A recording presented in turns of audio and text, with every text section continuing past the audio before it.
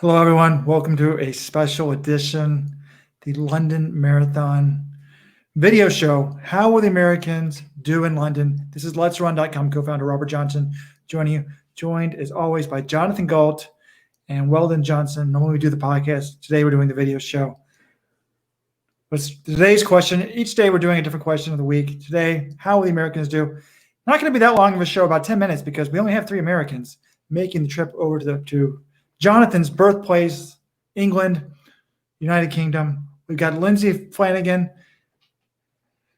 three American women. We have Molly Seidel, the second placer in the Olympic trials, age 26, 227 marathoner. Lindsay Flanagan, age 29, 228 marathoner.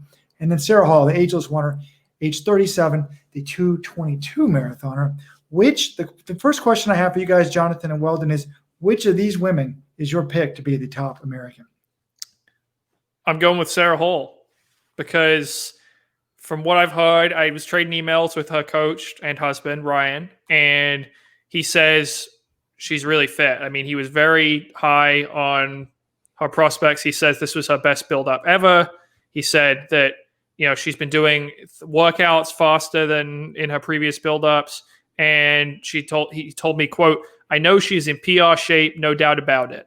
So I also think if you look at her best marathon ever, that was Berlin. That was a fast, flat course last year. I think this suits her in the Olympic marathon trials. That was a much tougher course, windy conditions. That didn't go too well, but I do think she's shown she can go 222. I think if she goes even faster than that, I think it's going to be a struggle for Molly Seidel to run 222 or faster.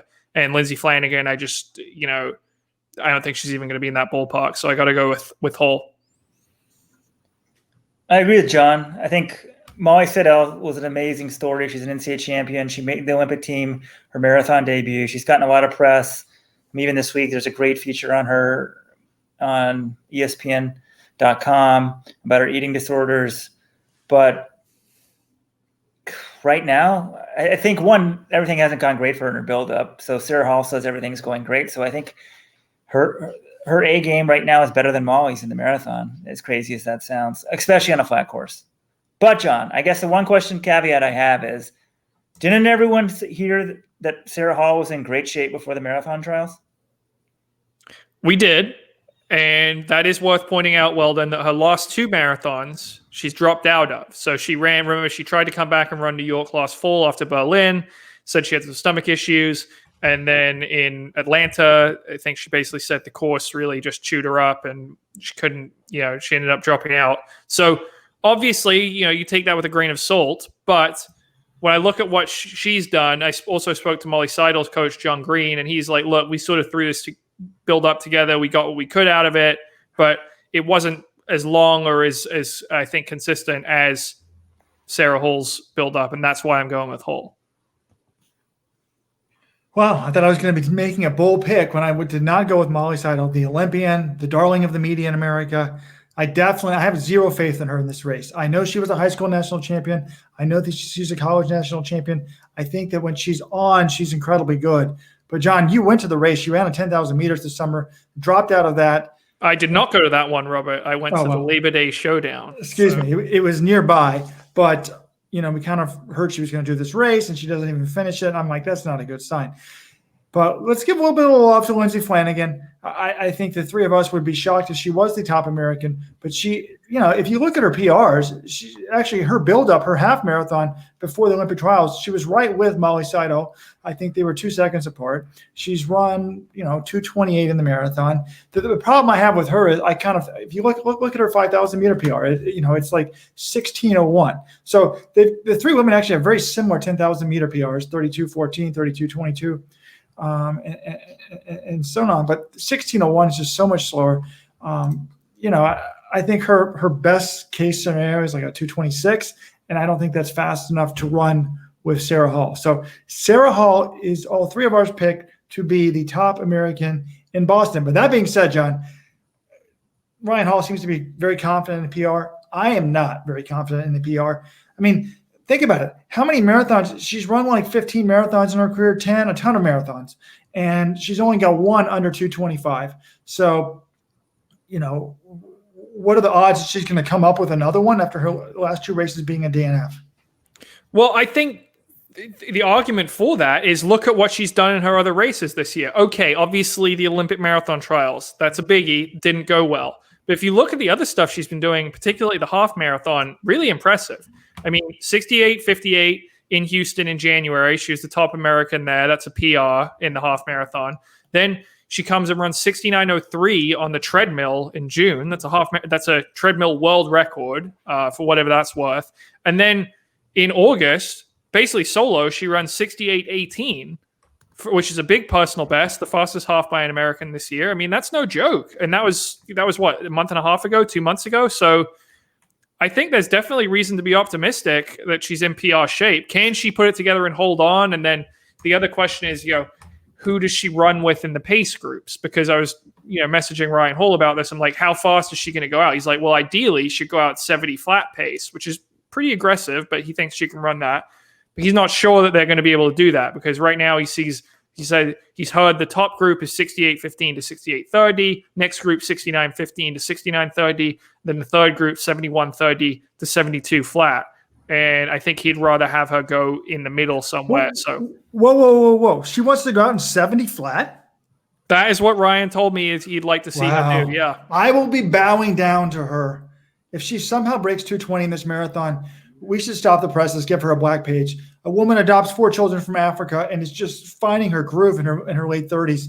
It would be amazing if she does that. I mean, that would be absolutely crazy to me. I actually think she'll be better suited if she goes slower. And now, John, you're probably too young to remember this. If she goes out slower and doesn't run well, I do not want to hear the Khalid Kanuchi excuse from 15 to 20 years ago. It's some big race. He said the pace was too slow for him, and that's why he ran poorly. So, Sarah, please do not come up with that excuse. All right, guys, we want to do a quick show. We've already done 7 minutes. We still have a couple other questions. Let's move to the other big question I have is how fast will Jared Ward run, and can he avoid being lapped? Remember, they're running this on a 1.3 mile loop course around the park, right near the Queen's Castle or whatever. Amazingly fast course. And Buckingham Palace is what it's known as, Robert. Excuse me. Thank you, John. And, but 1.3 miles, you've got to be running pretty fast to not get lapped. So Jared Ward is an Olympian. He's finished top 10 in the Olympics. But the stats to me are kind of scary, John. What kind of shape is he in? Because he's got to run incredibly fast to not get lapped. Yeah, I think it seems like from what I've read from Jared in the media and then speaking to his coach Ed Eyestone, seems like on a course like this, he's going to be close to PR shape, I think. His PR is 209.25 from Boston last year. And this is going to be a faster course than that Boston course.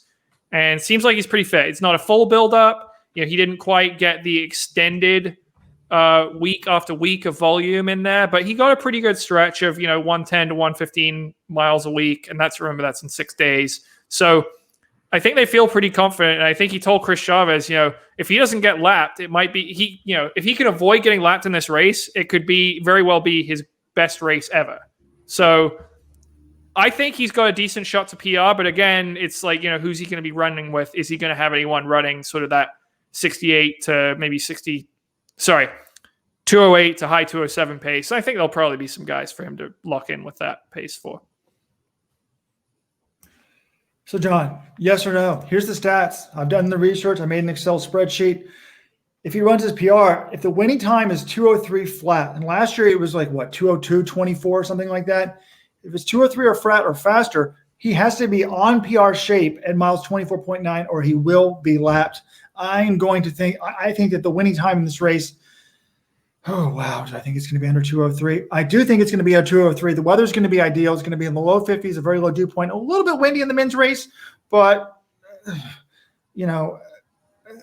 I think it's more likely that a couple men run under 203 than Ward runs under 209.24. Yes, I'm going with the African men running under 203. Jared Ward will be lapped in this race. I think your logic's sound, Robert. I agree with that. We didn't talk about the women, whether they would get lapped. And I think most likely that if you had to bet both races, you'd say the top American gets lapped.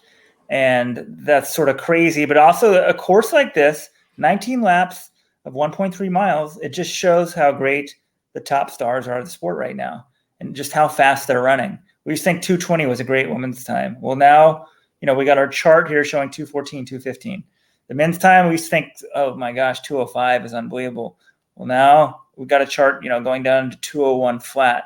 And we'll be talking about, the stars of the race coming up this week. The press conferences are tomorrow morning. There's a lot more to come from us on that front, but it's going to be a great London Marathon. I don't know if we should have started it off by talking about the Americans, but it's good to see 3 Americans over there. I mean, kudos for London for letting this race go on, for making it happen. It shows they're the premier marathon in the world. Sorry, New York. Sorry, Boston. Premier sporting events find a way to carry on, and London did that. Kudos to them. Incredible job for London. I agree. Well done. And kudos to the Americans. I feel a little bit bad asking if they're going to be lapped, but I think it's an interesting topic. And it's just really an example of how good these African runners are. They're amazing. Weldon says he's pretty confident the women will get lapped. I think it's much less likely that the top, if Sarah Hall doesn't run well, I have no faith in them. But I mean, look at those times for the women. If Sarah Hall, if she runs 2:24, I know the world record is 2:14, but I'm not that confident that the winning time for the women is going to be, super incredibly fast. So. Well, I think the target is the women's only world record, which is 2:17:01 by Katani from London a few years ago. So, Bridget Kosgei, it's very possible that her or maybe Ruth Chepngetich negative split a little and run somewhere in the 2:16 range. I could see that happening if they're really fit. So I don't think we're going to see like a 2:14, but you're still going to have to run pretty fast not to get lapped if the winning time's 2:16 or 2:17. Slight apology in that chart. It's supposed to be even 2:14, 2:15, 2:16, 2:17. I had a couple 30 seconds there from the chart.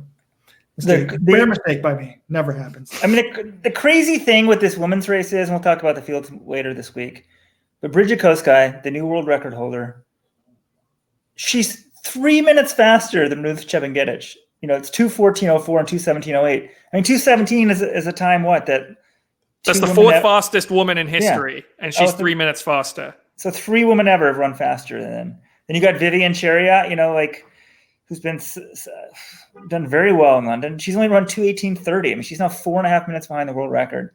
And it used to be, when Paula's record was so far out there that it seemed like, I don't know, like a Game Boy game or something, and now it's even more that way. It's just kind of crazy. And don't forget about Bekele versus Kipchoge. We will talk about that and much more this week.